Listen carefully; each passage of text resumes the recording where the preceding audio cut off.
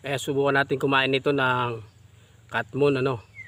Itong katmon na to, may buhok sa loob. Buhok. Tingnan natin na balatan natin.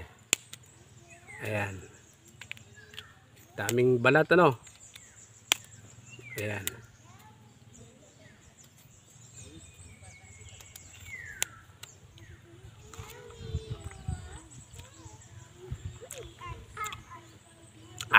Sobrang asim. Grabe, asim.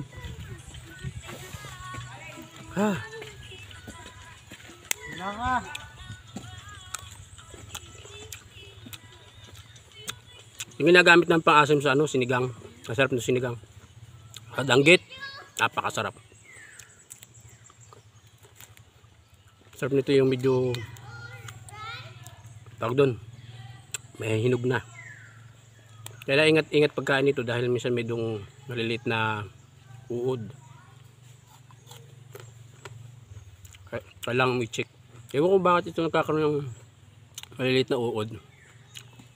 Siguro dahil slimy siya. Basa yung loob nito, basa. Dulas siya. Kaya pag ginamit mo sa sinigang, madulas yung sabaw. Parang may tawag doon, alam mo sa okra, ganun. Ano, asim.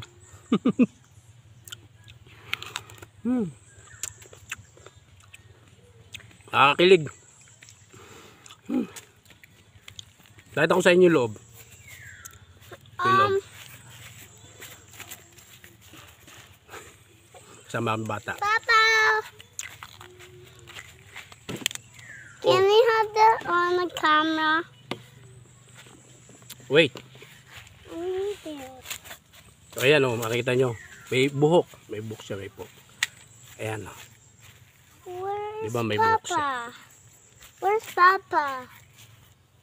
Ito mo. Ganda rin tsura niya, no.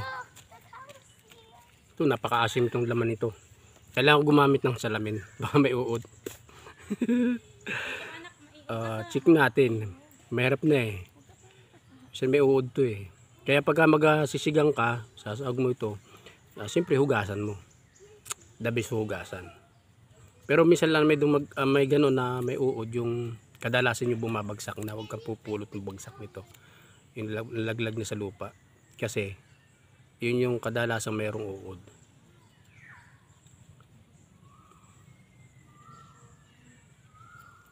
Pero pag nasa taas pa ay bibihira magkaroon ng uod. Lalo na may butas na may may butas yung katawan ng yung ganito niya. Nakita niyo may butas-butas yan, yung kakainin yan. Dahil madaming uod sa loob yan. Ayan o. Ganda no? Oh my. I need that. Sarap nito, may asin. Kulit ng bata eh. Apo ko sa pamangkin. Ganyan ikot. Let's do the camera. Let me see the You see that? Wow.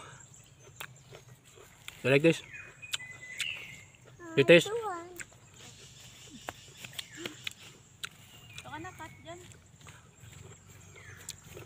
Tagal pa nung hindi ako nakakain ulit nito. Ang sarap kain. Kasi wala lang akong dala asin. Sarap na may asin. Nakakapangit ng mukha eh. Pangit na eh. Lalong papangit.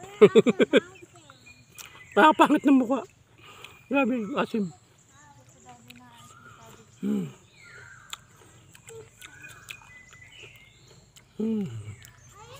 Grabe, asim. Ayaw ko niya. Asim.